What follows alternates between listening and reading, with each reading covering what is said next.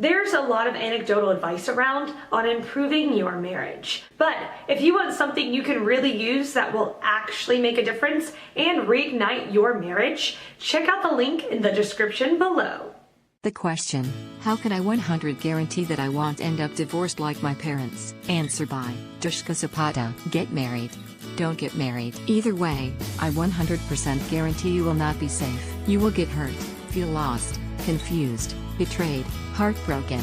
You will marry the wrong person. You will marry the right person and the wrong one will turn out to be you. Someone you love will disappoint you, in a big way or in 1,000 nameless secret ways.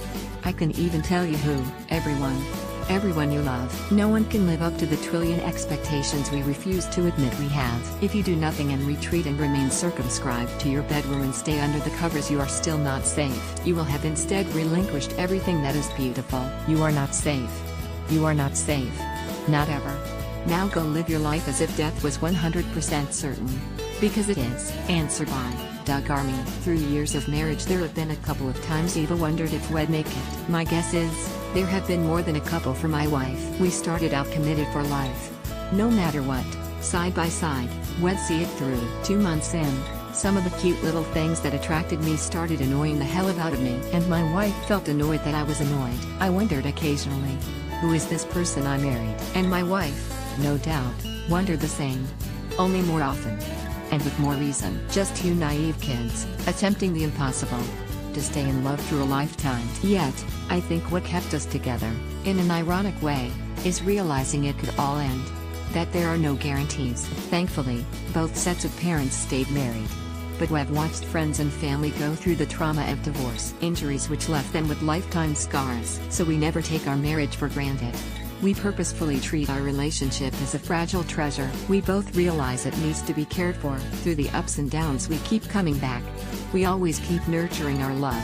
So neither one needs to go somewhere else. We celebrated our 45th anniversary quietly with some friends at our home. Late in the evening, after they left, we stood in the kitchen washing dishes. As I dried wine glasses, I said, "You know, after 45 years, I think we're going to make it." She laughed and replied, "Yep, I think there are good odds." "And after all this time, I'm still glad I married you," I continued. She smiled and said, "Well, that's convenient. Because I feel the same." And with that, the frivolity needs to end. "I'm going comatose," I replied. "I don't do late well." My wife knows. You help guarantee a happy marriage, ironically, by realizing there are no guarantees. Answer by Christian Fan. Don't get married. That is the only way you can make sure, with 100% certainty, that you won't end up in divorce court. By not getting married, will that make you happy? I would say that you would not be marrying out of fear. And while fear is a powerful motivator, it is also a powerful dribbler. There are almost no guarantees in life. When you are in relationships with other people, they will disappoint you, make you sad, make you cry, make you want to pull your hair out in bunches, because that's what people do. We are as selfish as we are benevolent. Watching your parents get divorced is not a fun thing, especially when you trust and have a good bond with your parents. To see your parents sit in the same room together and not be able to have a conversation with one another is tense. It's really tense. You want to say something, anything.